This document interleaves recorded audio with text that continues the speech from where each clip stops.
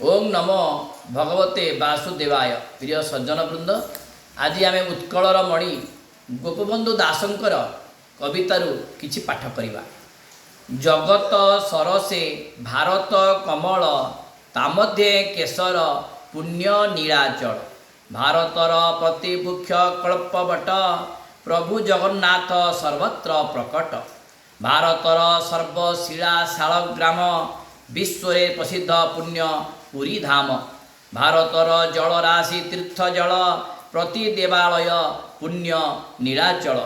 नीलाचलु स्वइच्छारे जगन्नाथ जाई अवतीर्ण हुवंती सर्वत्र। न अटके काम नेतार अभावे धर्म नाव चले धर्मर प्रभावे। विशेषे उत्कले नाही प्रयोजन उत्कलर नेता स्वयं जगन्नाथ।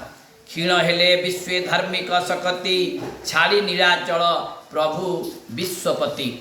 निर्गुण ब्रह्म से सगुण रूपरे अवतरी थांती पुण्य भूखंडरे। धर्म रक्षा पाई रत्न सिंहासन छाड़ी करी थांती सत्य संस्थापन। आस भातृ भग्नि ज्ञान दीप जाली भक्ति रसे देवा से पद प्रख्याली। ओम नमो भगवते वासुदेवाय।